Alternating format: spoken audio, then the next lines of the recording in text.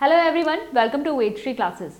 तो आज के इस सेशन में हम शुरू करने वाले हैं आपका जो प्रीवियस ईयर आपके डीएलएड के एग्जाम्स हुए थे उसके क्वेश्चंस के सॉल्यूशंस। तो इसमें मैं आपको टीचिंग एप्टीट्यूड का सॉल्यूशन करवाऊंगी और पहला जो पेपर हम ले रहे हैं वो है आपका 2022 में जो आपका डीएलएड का एग्जाम हुआ था, हम उसका यहाँ पर क्वेश्चंस डिस्कस करेंगे। तो टोटल आपके 50 क्वेश्चंस आते हैं टीचिंग एप्टीट्यूड में, आप जानते ही हैं। तो मैं 25 क्वेश्चंस आज आपके डिस्कस करूंगी। चलिए स्टार्ट करते हैं। तो क्वेश्चन हमारा जो पहला है टीचिंग एप्टीट्यूड का वो है, शिक्षक की सीखने की क्षमताओं को जानने के लिए कौन सा परीक्षण किया जाता है?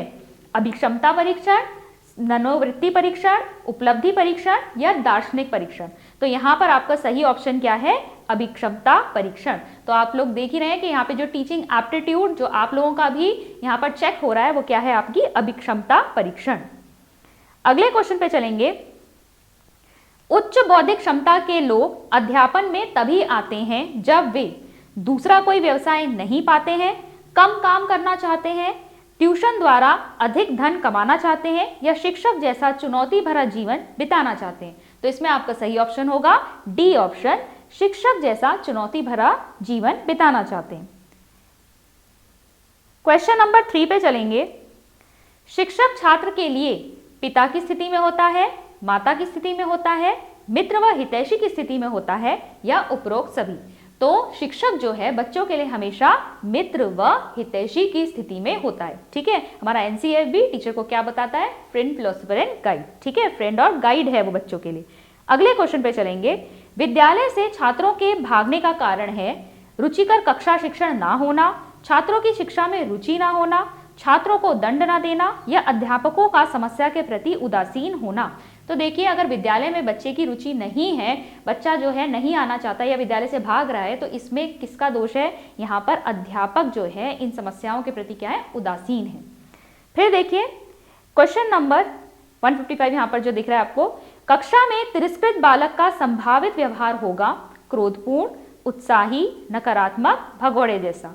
तो देखिए, अगर एक बच्चा जो है उसका बार बार तिरस्कार किया जाएगा तो उसके अंदर नेगेटिव एटीट्यूड डेवलप हो जाएगा, मतलब उसका व्यवहार कैसा होगा? नकारात्मक। अगले क्वेश्चन पे चलेंगे। नए नए अध्यापक की नाकामी के पीछे सबसे महत्वपूर्ण कारण है अंतर व्यक्तिगत संबंध की कमी, बोलने की योग्यता में कमी, विषय के ज्ञान की कमी या लड़कों के साथ कठोर व्यवहार। तो एक नया टीचर जब स्कूल ज्वाइन करता है या क्लासरूम में पढ़ाता है तो अभी बच्चों के साथ उसका एक अच्छा रिलेशनशिप डेवलप नहीं हुआ है, इस वजह से कई बार जो है उसे परेशानियों का सामना करना पड़ता है। तो नए नए अध्यापक की नाकामी के पीछे क्या वजह हो सकती है? अंतर व्यक्तिगत संबंध की कमी। फिर देखिए, अध्यापक को अध्यापन आरंभ करने से पूर्व पाठ का परिचय कराना चाहिए, अपनी भाषा में दक्ष होना चाहिए, अपने विषय में निपुण होना चाहिए या उपर्युक्त सभी।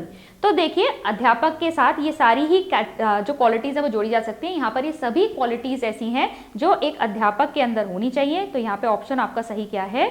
उपर्युक्त सभी। नेक्स्ट क्वेश्चन पे चलेंगे। वह अध्यापक जो अपने छात्रों का ध्यान आकर्षित करने में सफल ना हो रहा हो, उसे चाहिए कि वह अपनी शिक्षण विधि का मूल्यांकन करके उसमें सुधार लाए, वह अपने पद से त्यागपत्र दे दे, वह अपने शिष्यों की गलती ढूंढे या वह डिक्टेशन देना आरंभ कर दे। तो एक टीचर जिसकी टीचिंग में बच्चे रुचि नहीं ले रहे हैं, यानी यहाँ शिक्षा प्रभावपूर्ण नहीं हो रहा है, तो उसे अपनी शिक्षण विधियों का मूल्यांकन करके उसमें सुधार लाने की आवश्यकता है।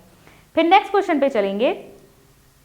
यदि आपके कुछ छात्र परिसर में आपके साथ दुर्व्यवहार करते हैं तो आपको अवश्य ही प्रधानाचार्य को सूचित करना चाहिए, उनके अभिभावकों को सूचित करना चाहिए, अपने स्वयं के चरित्र तथा ज्ञान के माध्यम से उनके व्यवहार में सुधार लाना चाहिए या इन छात्रों के विरुद्ध अन्य अध्यापकों की सहायता से अभियान चलाना चाहिए।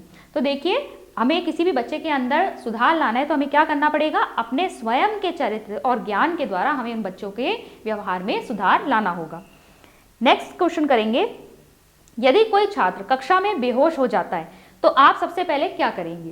प्रधानाचार्य के कार्यालय की ओर दौड़ेंगे और सहायता के लिए कहेंगे, बच्चे के माता पिता को सूचित करेंगे तथा उनकी प्रतीक्षा करेंगे, उसे प्राथमिक चिकित्सा देंगे तथा किसी निकट के डॉक्टर से संपर्क करेंगे या उस लड़के को घर भेजने का प्रबंध करेंगे?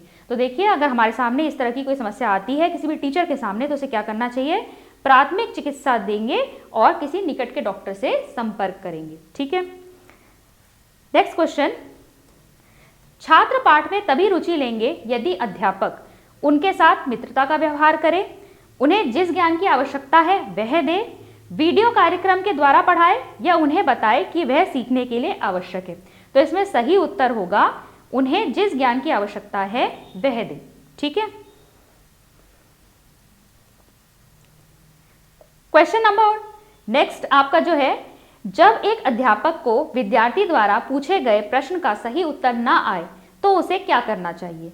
कोई अस्पष्ट उत्तर देकर विद्यार्थी को संतुष्ट कर देना चाहिए, विद्यार्थी को बोल देना चाहिए कि वे असंबद्ध प्रश्न ना पूछे, विद्यार्थी को बता देना चाहिए कि वह बाद में उत्तर देगा, या विद्यार्थी को बता देना चाहिए कि वे पुस्तकालय में जाकर पुस्तकों से स्वयं उत्तर खोजे। तो देखिए कई बार हमारे सामने ऐसी सिचुएशन आती है जब टीचर से कोई स्टूडेंट क्वेश्चन पूछ ले जिसका उत्तर हमें उस समय नहीं पता है, तो क्योंकि टीचर भी एक ह्यूमन बीइंग ही है, जरूरी नहीं है कि सारा का सारा ज्ञान उसे उसी समय तैयार उसके पास हो। तो इसके लिए हमें क्या करना चाहिए कि हम दोबारा उसे बता देना चाहिए कि हम उसे पढ़कर फिर उसके बारे में उत्तर देंगे। तो यहाँ जो सही ऑप्शन है आपका वो क्या है? विद्यार्थी को बता देना चाहिए कि वे बाद में उत्तर देगा। नेक्स्ट क्वेश्चन पे चलेंगे। प्रभावशाली शिक्षण का अर्थ है विद्यार्थियों को दिया जाने वाला प्रेम, सहयोग, लगाव तथा प्रोत्साहन, नैतिक अपराधों के तदुपरांत छात्रों को दिया गया दंड, व्यक्तिगत शिक्षा तथा कक्षा में खुली चर्चा। ए और सी ऑप्शन दोनों। तो यहाँ पर देखिए ए ऑप्शन भी आपका सही है, प्रभावशाली शिक्षण को ही यहाँ पर ये दिखा रहा है, और सी ऑप्शन भी आपका सही है। तो यहाँ पर इस हिसाब से आपका आंसर कौन सा होगा? डी होगा, ए और सी दोनों। नेक्स्ट क्वेश्चन है, शिक्षण में तुलनात्मक अध्ययन के लिए उपयोगी है मानचित्र, रेखाचित्र, तालिकाएं या ग्राफ। तो देखिए जब आपको तुलनात्मक अध्ययन करना होता है, दो अलग अलग चीजों के बारे में आपको तुलना करनी है, तो आप किसका यूज करते हैं? ग्राफ का। ठीक है, ग्राफ में हम क्या दिखा सकते हैं? इस तरीके से बार्स दिखा सकते हैं। ये ए शहर है, बी शहर है, आपने मान लो इसकी पॉपुलेशन आप शो कर रहे हैं, या फिर आप कार की स्पीड दिखा रहे हैं। ठीक है, अगर आपके पास ये क्या है, डिस्टेंस टाइम ग्राफ है, आप इसकी स्पीड दिखा रहे हैं, तो आप ग्राफ के सहारे दिखा सकते हैं। तुलना करने के लिए आप ग्राफ का प्रयोग करेंगे। नेक्स्ट क्वेश्चन है, जिस शिक्षण विधि में छात्र सक्रिय रूप से भाग लेता है वह विधि है कहानी विधि, नाट्यकरण विधि, प्रश्नोत्तर विधि, वार्तालाप विधि। तो जिसमें देखिए एक्टिव पार्टिसिपेशन होगा, बच्चे सक्रिय रूप से भाग लेंगे, वो है आपकी नाट्यकरण विधि। दूरदर्शन शिक्षण का गुण है कार्यक्रम में छात्रों और शिक्षक दोनों के दृष्टिकोण को में विशालता आती है, छात्र नवीनतम विचारों और दृश्यों से परिचित होते हैं, दूरदर्शन कार्यक्रम राष्ट्रीय शिक्षा में एकता लाते हैं, उपर्युक्त सभी। तो यहाँ पर आपका सही ऑप्शन होगा उपर्युक्त सभी। शिक्षण की उत्तम प्रणाली वह है जिसमें प्रश्नोत्तर की आवश्यकता ना पड़े, अध्यापक छात्रों से प्रश्न पूछे, छात्र अध्यापक से अपनी शंका का समाधान करवाए, या अध्यापक और छात्र दोनों प्रश्न पूछे। तो यहाँ पर सही आंसर क्या होगा? एक अच्छी उत्तम प्रणाली जो है आपकी टीचिंग और लर्निंग की वो होती है जिसमें दोनों टीचर और स्टूडेंट सक्रिय होते हैं, मतलब अध्यापक और छात्र दोनों प्रश्न पूछें। नेक्स्ट पर चलेंगे, शिक्षण व्यवसाय में शिक्षण की सफलता के लिए क्या महत्वपूर्ण है? समुदाय की संपन्नता, शिक्षक की कुशलता, शिक्षक की शैक्षिक योग्यता, या प्राचार्य का सहयोग। तो यहाँ पर आपका सही ऑप्शन क्या हो जाएगा? प्रोफिशिएंसी ऑफ टीचर, यानी शिक्षक की कुशलता। कक्षा कार्य की विधियों में परिवर्तन लाने के लिए अध्यापक में कौन से दो गुण होने चाहिए? प्रतिष्ठा और अधिकार, वरिष्ठता और अनुभव, योग्यताएं और अध्यापन डिग्रियां, या विशेषज्ञता और अनुभव। तो एक अच्छे टीचर के लिए जो दो गुण यहाँ पर लिखे गए हैं जो इंपॉर्टेंट है वो है विशेषज्ञता और अनुभव। यदि कथन सभी छात्र बुद्धिमान हैं सत्य है, तो निम्नलिखित में से कौन से कथन सत्य नहीं है? ठीक है, यानी सही नहीं है आपको बताने। कोई छात्र बुद्धिमान नहीं है, कुछ छात्र बुद्धिमान है, कुछ छात्र बुद्धिमान नहीं है। अब इन तीनों स्टेटमेंट में से आपको सेलेक्ट करने ऑप्शन। तो देखिए अगर सभी छात्र बुद्धिमान हैं तो कोई छात्र बुद्धिमान नहीं है, ये स्टेटमेंट बिल्कुल नहीं हो सकता। ठीक है, क्योंकि सभी बुद्धिमान है।